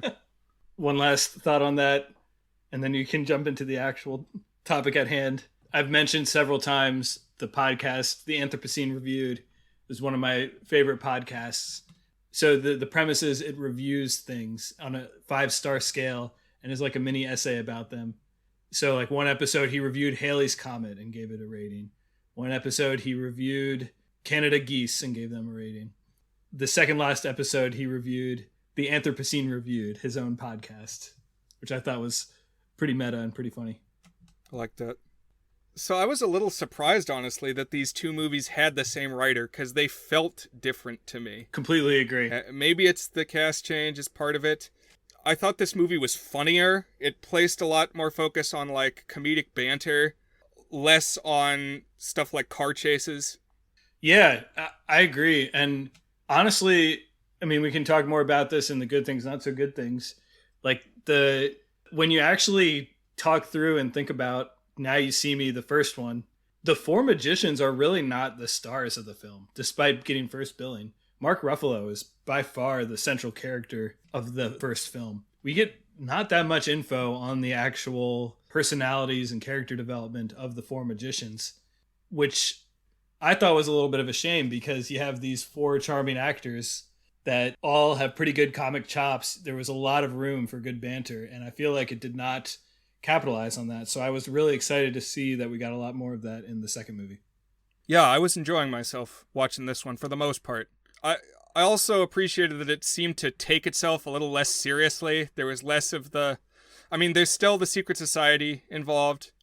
It just seemed less self-important, less self-righteous. There's not as much of the attempts at being topical. There is some, because here the villain is social media moguls taking your private data. And the main antagonist isn't just a tech mogul. He's a tech mogul who was spurned by his co-founder partner in a Jesse Eisenberg movie. Ring any bells there? A little bit. But here he's played not by Eduardo Severin or the Winklevosses. Yeah, he's not Andrew Garfield or Army Hammer, but there are fake twins involved, movie magic twins, and the main villain is Daniel Radcliffe thrown into the mix now. Yeah, it takes about 15 minutes to realize that this movie is going to be totally different, because over the course of just a few minutes, we get a completely ridiculous Jimi Hendrix needle drop as we meet Daniel Radcliffe very shortly after we've met a fake twin of Woody Harrelson. I was like, okay, this one's going to have a little bit more fun. Because, of course, the bad guy who's trying to take down the magicians is none other than the most famous magician in modern cultural history, Harry Potter. That's right. He's a wizard. And his sort of right-hand man, his lackey, is the brother of Woody Harrelson's character that we heard briefly mentioned in the first movie, but we had never seen. And here he turns out to be an identical twin brother. So he's Woody Harrelson, but with like veneers on his teeth and this goofy like Will Ferrell wig, like this bush of curly hair. Yeah, I enjoyed that. I was surprised that they did that. And I'm sure, I don't know if you've already brought this up as a Prestige parallel, and spoilers to the Prestige. Skip ahead 10 seconds if you haven't watched that movie. Twins play a major role in the Prestige, unexpected twins. That's right. And here, you're right, there's a theme of partners betraying partners. So the brother betrayed Woody Harrelson, and this tech mogul that they meet, we'll get back with him in just a second, but betrayal is important. So when we jump into the movie here, we get like a quick little intro recap, narrated by who else? Morgan Freeman. And it's kind of this cool animated sequence. There's like a lot of little like optical illusions that are animated, and it's telling a little bit of the story of the first film as like a PowerPoint with these cool illusions. It's got some cool gimmicks where it's like the word saint, like you worship these guys, but you flip it upside down and it's one of those stylized texts that's something different upside down. And it's the word thief if you turn it upside down. And the word believe is knocked down and the shadow shows lie or something like that. Right, so it's like word puzzles. It's sorts of things that like Jonathan Frakes would unveil on Beyond Belief and do like a shit-eating grin after he shares the illusion. So I'm always a fan of things like that. But after this quick recap, we are introduced once again to the Four Horsemen, who are now operating as agents of the eye. Though this is kind of just a continuation of the same status quo where they are receiving anonymous orders. Like somebody behind a curtain is telling them what to do, with the difference that now Mark Ruffalo is part of the group, and in fact, the leader of the group. We see that Jesse Eisenberg is kind of chafing under this new authority because he used to be the alpha magician. We also get some scenes of Mark Ruffalo, whether you call him Rhodes or call him Shrike or Dylan. He's continuing to lead the FBI on a wild goose chase. So this change for the audience is kind of like if you watch the later Saw movies. I think specifically Saws 4 through 6. We find out in 4 that one of the cops who is investigating the Jigsaw crimes is actually committing the Jigsaw crimes. And so then in Saws 5 and 6, we see like him doing his behind the scenes things and then eventually being found out and being chased by the rest of the cops. Yeah, I think this is like an Alfred Hitchcock thing where the viewer knows something that the central character knows, but is trying to stay one step ahead of the people around them. It's a very different feel from the first movie when it was like, who who is it going to be? Who's the secret person? But this time we know who it is, and we're just trying to see them stay one step ahead of everyone else. Right, but I mean specifically to see them holding the reins of the organization responsible for catching them. Yeah, that's true. That's an interesting dynamic. Mm-hmm. So early on, there's a tech presentation, like a Steve Jobs black turtleneck, unveil the iPad type deal. Tech mogul, I think his name is Owen Case. He's going to present this new iPhone, basically, this new type of cell phone that he's going to be selling. But they've hypnotized him, and it's like an Anchorman teleprompter thing. Or what's the other one? Bruce Almighty, where McKinney has like control over what the guy is going to say. And so he makes the guy spill his guts and has Owen Case reveal that the whole point of this new wave of cell phones is going to be to steal people's data. Which, like, is that big a revelation? I think people know at this point that that's what cell phones do. I wish it weren't that way, but it is. Yeah, this was written pre some of the bigger data scandals. So I can see how it would have had at least a little bit of an impact in 2016. I guess that's true. I think people should have made more noise after Edward Snowden, and I was very disappointed by people's complacency. But here we are in 2021. Anyhow, their heist gets heisted. Like, they think they're holding the reins, but really, somebody else takes control. So, the mogul was going to make a presentation, but the magicians butt in to make their presentation. But then this other mystery party butts in to make actually their presentation, where they announce that Dave Franco is not dead, and more importantly, that Rhodes is the fifth horseman. So everything goes nuts. Rhodes is like immediately arrested, and the four horsemen dart out a back door, and we get a trick that echoes the first movie because they dive down a garbage chute to get away. And when they come out the other end of the garbage chute, they are in China somehow. And apparently they had not planned to be in China. They're just suddenly there. Right, so at this point, the tables have completely turned on them. Yeah, now they're in somebody else's trick. They don't know what's going on. It's like an inversion of the Paris thing where they were pretending to be in Paris, but were never there all along. Here, are they actually in China? Well, they actually are somehow through what appears to be magic. Just to circle back to the never were in Paris thing. So the reveal there is that they were in Paris, just not while the show was going on. They were there previously, they stole the money, they replaced it with fake money, and then at the moment that they did the show, they set the fake money on fire inside the vault, because they had like a thing there in the vault that they could trigger, and it could burn up the fake money. Good point. Not to belabor anything, but somebody was in Paris. But in pretty short order here in China, specifically Macau, which is like a semi-autonomous region that has gambling, so sort of the Las Vegas of China, if you will. They get brought by Woody Harrelson's goofy twin, Woody Harrelson, to Daniel Radcliffe, who explains that he wants the Four Horsemen to get his revenge on this guy we saw earlier, Owen Case, which, like, why interrupt what they were already doing, because they were already sabotaging Owen Case. But I guess specifically what Daniel Radcliffe wants is he says that Case was his business partner, but stole his company away, cut him out, like you said, social network style.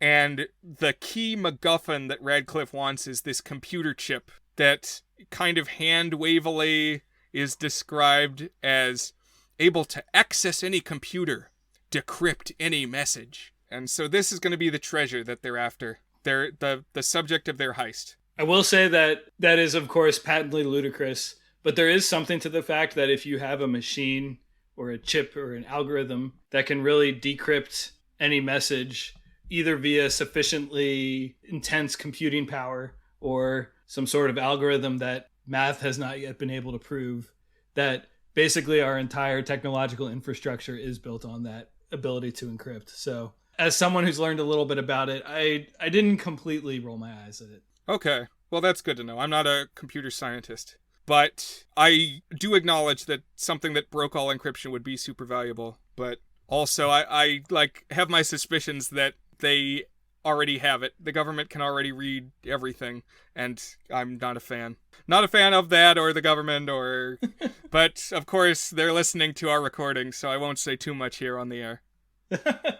Yeah, and certainly if such a thing were to exist, it wouldn't exist in the form as described here. That's like this tiny little chip that you can just take with you wherever you go.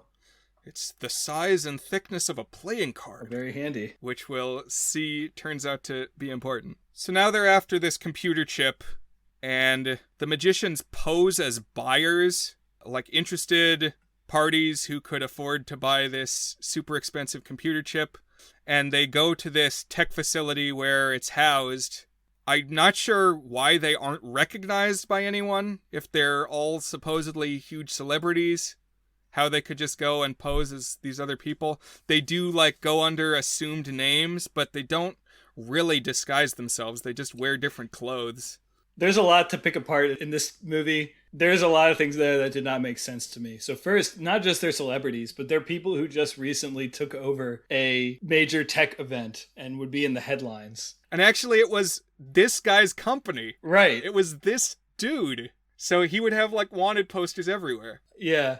And also, they assume identities, but, like, they don't do a lot of preparation because there's this bit.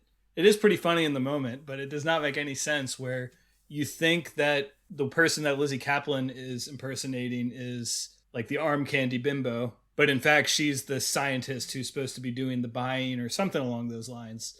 But it's like, didn't you at least do full preparation on who you're supposed to be imitating here? Yeah, that seems like it would come to light fairly quickly. But we get kind of the key action-y cinematography gimmick here in an extended scene of something called cardistry. This is like playing card juggling. I guess John Chu's films are known for featuring a lot of dance and intricate choreography. And this is pretty much the closest we get to that in this movie, but it is very choreographed because they are able to distract somebody and pull the computer chip out of the machine, which, as they said, is shaped like a playing card. And then they, like, shift it from one person to the next and, like, hide it between their fingers and in their armpits. And because they're being searched while they're juggling it around, but it's always staying, just out of sight. So I really liked this set piece. This was one of the most fun scenes across these two movies, in my opinion. It's like a good payoff on how you can be thieves, heist masters, but also magicians. Because, like, manipulating cards is very famously a magician thing. And they're, like, really good at it, but they're also stealing a big thing. And it's very visually pleasing to see the card move around. I assume it's not actually that realistic, but it was very fun and cool to watch. True. To bring back something Dan used to say a lot in our early episodes, I guess you could call this the promise of the premise. What would magician thieves do? They would do something like this. So this is what I want this series to turn more towards. Is things that don't have to be public shows, but where they get to use their magic skills to be really good thieves. I agree. I think that would be compelling. But so now they've got this chip in their possession. There's some discussion. Oh, are we going to give it to Daniel Radcliffe? Because he seems like a shady guy. And they kind of confer and say, no, we're going to try to deliver it into the hands of the Eye so that they have the power. Meanwhile, Dylan Rhodes is still out and about. Somehow, I don't know, he got arrested. Somehow, though, he tracks down Thaddeus Bradley, and they discuss that what they're going to do is he's going to get Thaddeus Bradley out of jail on, like, a work release or something, or he can, like, take him out for 24 hours, I guess. And because Bradley's such a good debunker and always seems to be steps ahead of people, he's going to help Rhodes get to China and find the Horseman. I was confused at this point why Rhodes was able to go out and about and do anything why Bradley was able to get out and about and do anything. But of course, you got to have Morgan Freeman do stuff in your movie. So he's out now, and they're all headed together to China. It sets up this parallel storylines that are happening, both of which I thought were fun and in some ways improved upon the original. So you have Mark Ruffalo, whatever his name is at this point, with Morgan Freeman together, kind of like a buddy cop routine, but a sort of antagonistic, on the run, trying to get to China to discover the missing horsemen. And then you have the four horsemen themselves, who are kind of down on their luck. They've been swindled. They're the underdogs now, trying to make their way out. I thought this was a dynamic that benefited the movie. Yeah, it was good threads to explore in a sequel. Like, how do you continue the story? I think they made some good choices of things to pursue. Right. We get a reveal here that Daniel Radcliffe is apparently Arthur Tressler's illegitimate son. So Michael Caine reappears, and they're in cahoots, and they both have nothing good to say about the Horsemen. But when Bradley and Rhodes arrive in China, Tressler captures Rhodes. Obviously, we saw in the first movie, Rhodes was masterminding this revenge scheme against Bradley and the Tresslers. And so now he's in the hands of Michael Caine and Daniel Radcliffe. And they do this supervillain thing where they pull out, apparently, I guess, the very same safe that his dad drowned in, and trap Mark Ruffalo in it and throw him in a body of water. And so I was unclear. Was this the exact same safe? I think not. One thing that I don't know if we've mentioned, there's this ancient magic shop that's in Macau that the Four Horsemen are taking advantage of to plan their activities now. And one thing they have back in their warehouse, back in their back room of this magic shop, is prototypes of the safe that was used. So they point out at one point that, we have a prototype of it. It's not the one he used, but it's the one that he used for practice and design and stuff. Okay, well, So I do not think it is intended to be the original. That makes sense then, because, surprise, surprise, he's able to get it to work as intended. Like, there's a release on the inside, and it ties into, like, a flashback scene of him talking with his dad, and he's able to discern how to get it to work from the inside. I am glad you mentioned the magic shop. It's run by a Chinese family. The magicians describe it in kind of hushed tones as the oldest magic shop in the world. But then when we see it, it's like a run-of-the-mill commercial magic shop with like a bunch of plastic props on the shelves. However, as they win the confidence of the Chinese family, eventually they do open like a back door, and there's a whole endless, more spooktacular magic shop like what we had been expecting. Yeah, I like that too. That was funny. I also always like the bit where they pretend they don't speak the language, the English or whatever language, and then ultimately they can. That's been used in a lot of places. Game of Thrones, Jackie Chan in Rush Hour, and I liked it here too. But Ruffalo is able to escape from the safe. He's back on the lam again. I thought one good decision in this movie was to limit it to one big heist instead of three. Keeps things arguably a little more focused. Although there were still times that I found myself confused. There's discussion about whether the chip that they have is real or fake, and I could not keep track of that at all. That one really bugged me. I felt like but the chip is just a fake. So basically at that point, they'd won. They had the chip, they had the people. So for me, we're basically an hour and a half into the movie now. End the movie there. Or give us the one big reveal that we're ultimately going to get about who was pulling the strings this time around. And then end the movie. Why do we have to have an additional half hour where, it's fake, and so we got to go and get the real one? But then I think it turns out that it actually was the real one, and they just didn't realize it. Like, that is, if it's anything other than that, it was not explained well. And I thought that was really dumb.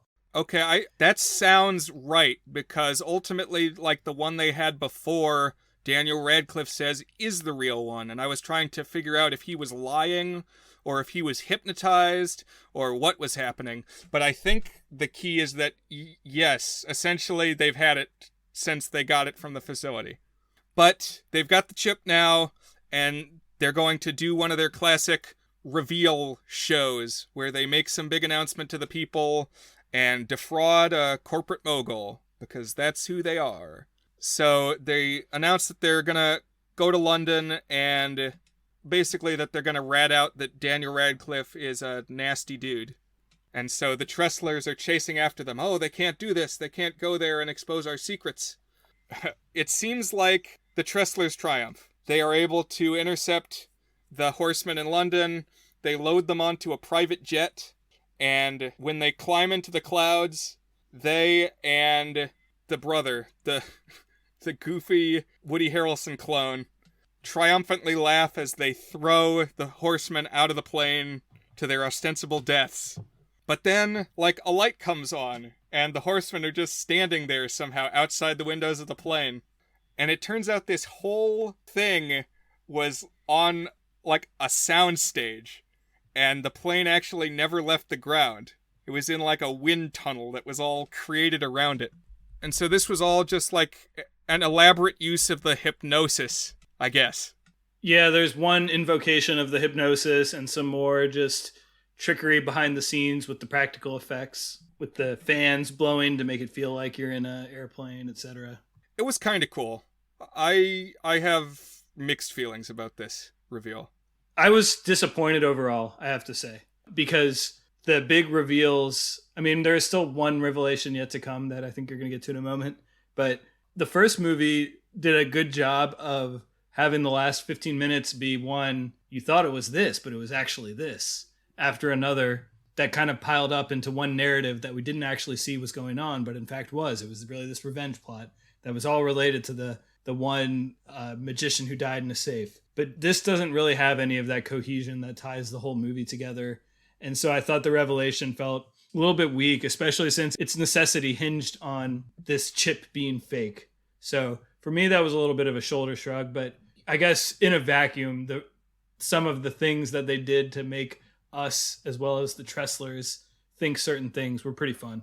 So hypnotism is presented differently in the two movies, at least the way I felt about it.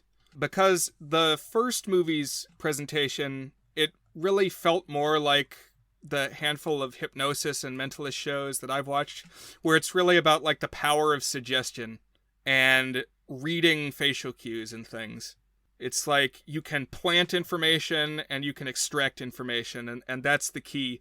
Here, it's a little more cartoony, like running up to a person and saying, "Sleep!" and they like drop limp. Yeah, it got more and more ludicrous, I agree. So I was a little down more on the hypnosis in this movie. So when the final ruse hinged so much on people being hypnotized, I didn't like it quite as much. But the practical effects around the plane were kind of cool.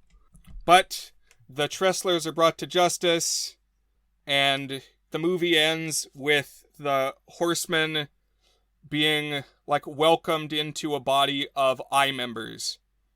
And so the Chinese family that runs the magic shop is there. And a big reveal. You gotta always just pile those on here at the end of these movies, it turns out. Thaddeus Bradley is there. I guess Morgan Freeman has been like a head honcho, if not the head honcho of the Eye all along. I'm not sure how much scrutiny that stands up to, just like the Mark Ruffalo one in the first movie. It doesn't really make sense with the character as we understood it so far. But it was at least something in the similar vein where you saw someone who was pulling the strings all along. Yeah, arguably more interesting, Morgan Freeman says that he had actually been a partner of Mark Ruffalo's dad, and that their whole shtick was being the two sides of the debunker and the vexed magician, who has to keep doing more outlandish things because he's always being bothered by this debunker. And this concept that they were in cahoots actually made a lot of sense to me, and I kind of liked. Right, it's like a symbiotic relationship. Like, oh, he's got to debunk an even bigger thing, which brings attention to the debunker, but also the debunkee. But now the debunkee needs to do an even more ridiculous thing, and that cycle repeats, and they both benefit from the attention that gets. And yeah, they just feed off of each other's publicity. Thaddeus congratulates Mark Ruffalo on kind of giving up his vengeance from the first movie. He's no longer obsessed with vengeance, and so now he can take his rightful place among the elite of the Eye and welcome everybody to the secret society, and what other mysteries may the future hold. Tune in perhaps in part 3. Which I think is coming out in 2022. Yes, possibly one of the many, many projects derailed and held back in the pipeline by the mess that has been 2020 and 2021. Right. So let's just quickly spitball some thoughts on these movies. So, impressions, positive or negative, Dan, about the first film that you might not have touched on yet. Now We See Me 2013. I don't know if we've said this directly, but in addition to being a big cast, I actually think it's a pretty effective cast. I like pretty much every appearance here. Charming, sometimes funny. Although I will repeat that I feel like there was untapped comedic potential in the first one, given how funny the cast is. I agree. I like everybody that's here, and it just goes on and on. I mean, like, the minion from House of Cards is there as an FBI agent. It's just like a bunch of familiar faces. The rapper Common is there. I don't know. It's just a ton of people. And it verges a little bit into Too Many Cooks territory. Just in the sense that with so many figures, it's like, how do you give them all meaningful things to do? But most of them do get done some justice. And what you see them do is memorable. Yeah, I agree. I also just think in general, the idea of like magic performance deception aligning with deception of stealing things and pulling off these heists, it's a fun concept, and when we're actually seeing those in action, it's pretty satisfying and pretty cool.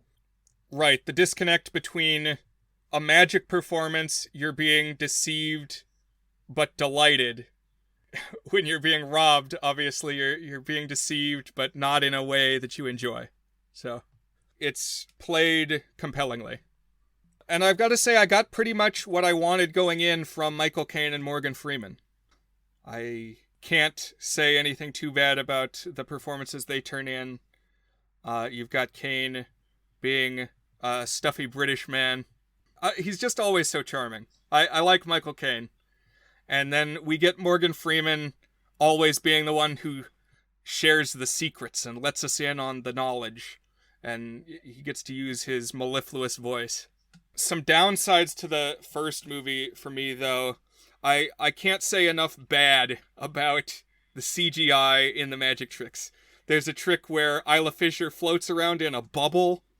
I don't know what it is. I like it when girls float in bubbles. Yeah, that's just a thing for me. I don't know.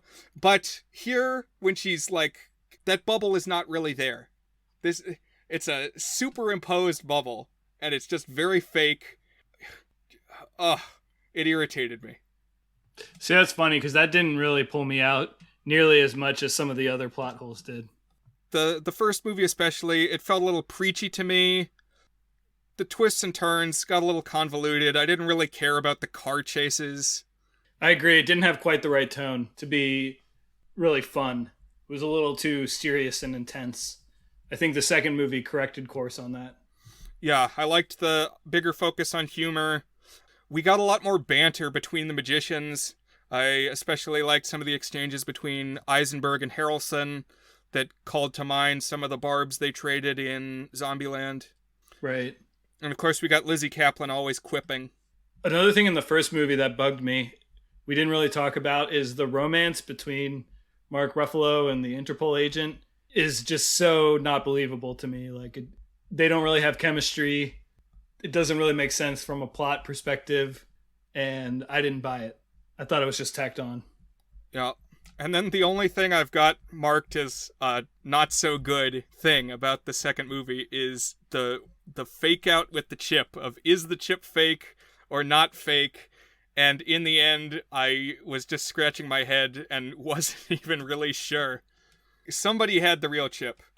I guess one other question is, where the heck is Lionel Shrike? Maybe that'll be the plot of 3. That's what I'm thinking. I'm thinking that'll be explored in the third movie. I mean, I assume that he's gonna be still alive, or there's something we don't know. Because you don't have a magician's movie where the safe and the body were never found, and then the mystery is, it just floated a mile downstream, and he's been rotting there for 50 years now. But wouldn't that be a twist? That would be, you know what? That would actually almost be worth it because of how surprising that would be. A very, very short movie. So one thing I wanted to briefly talk about, I kind of alluded to this earlier.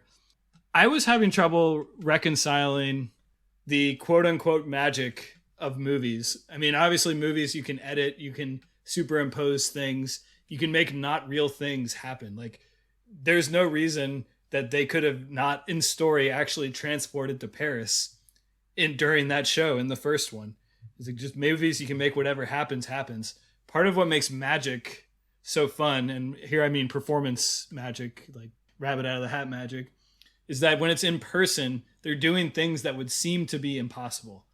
And so for me, I found myself kind of at odds where like they were doing these things. Oh, how do they do it? But it's in a medium where we've come to accept that they're going to do things that aren't impossible. So I wasn't wowed as much as I think the movie wanted me to be wowed, especially because it did some suspension of disbelief breaking things, like when it said, oh, we're in Paris, with the little text bar and stuff.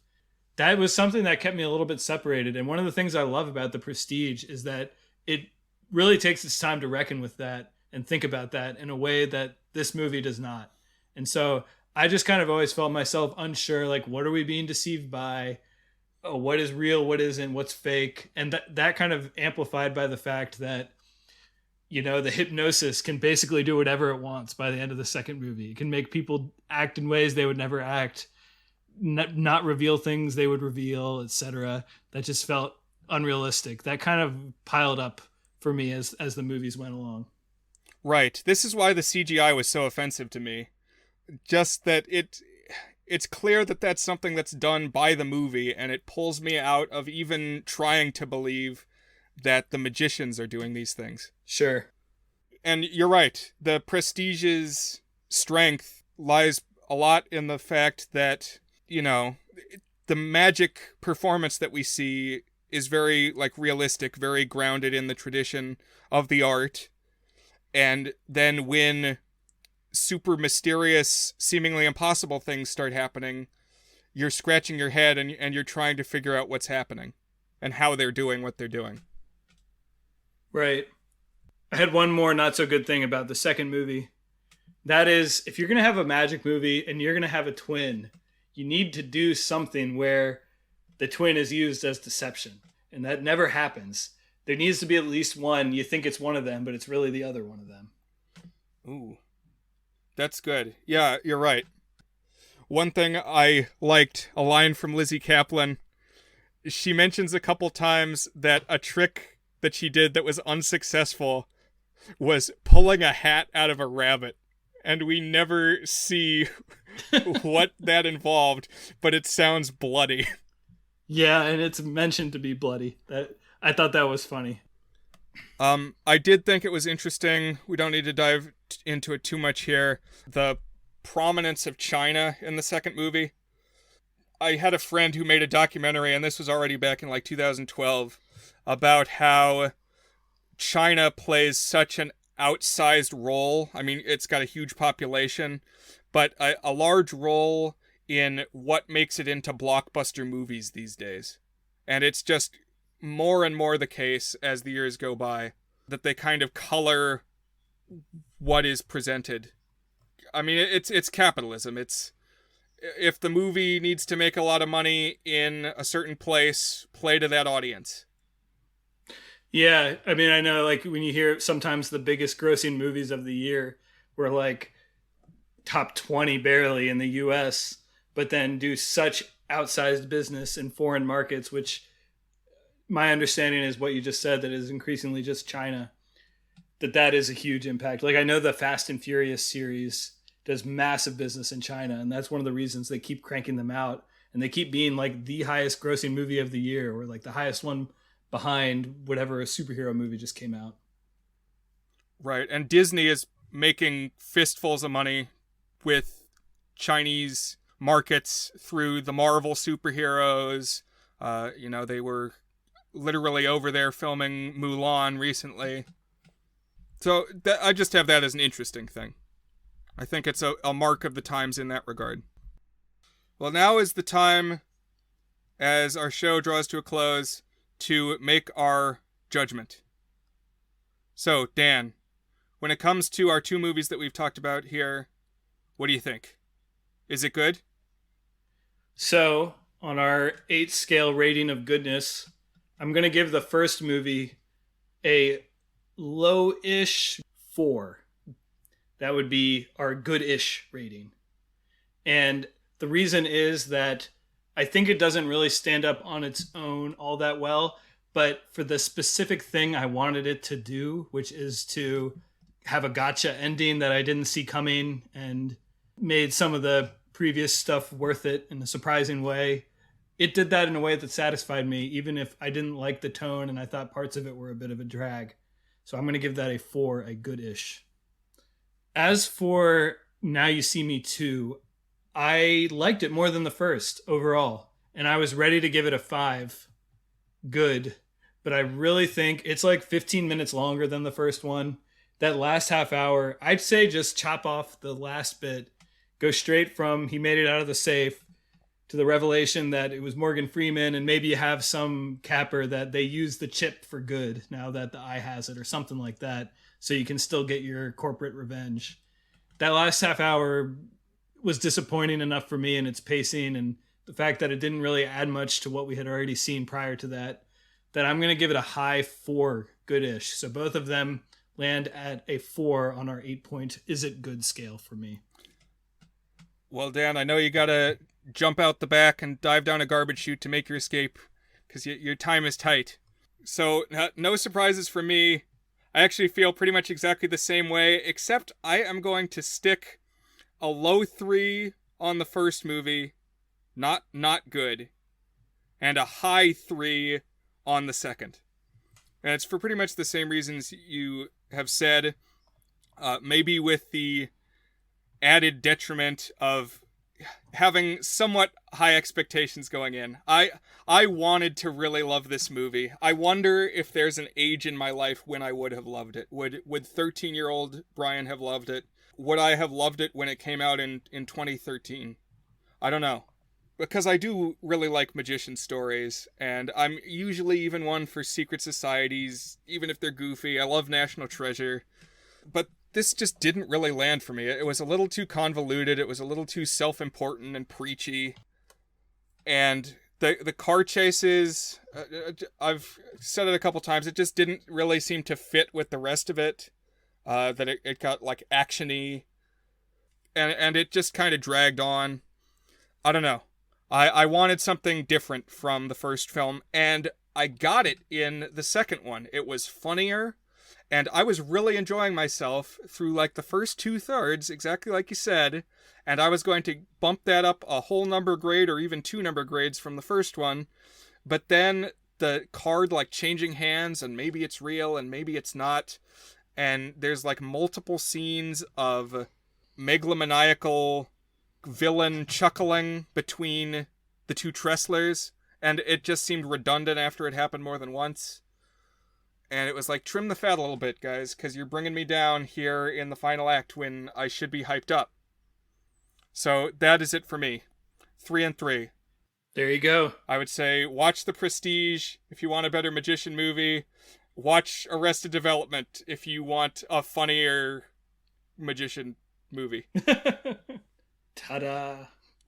Okay, so after that maybe not entirely satisfying magic show, Dan, what have you got for us next? I know that you like to think about movies seasonally, probably even more than I do.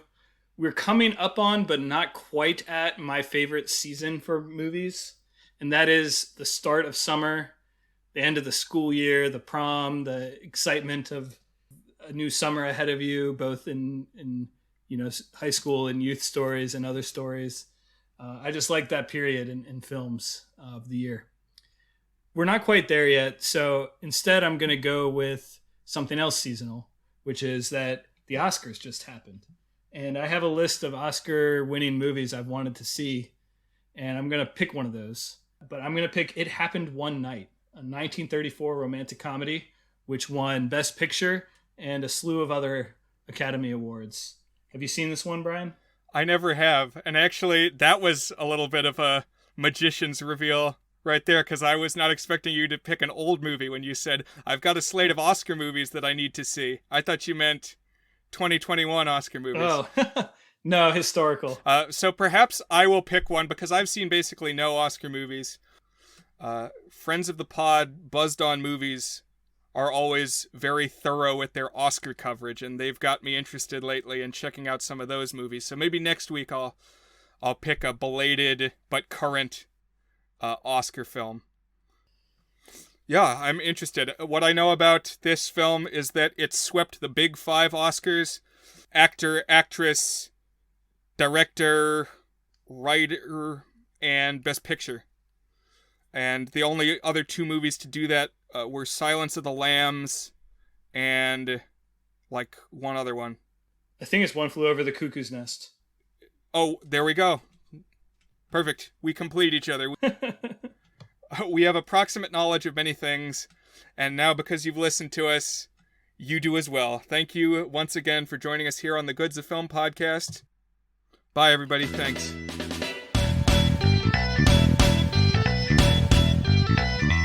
Thank you.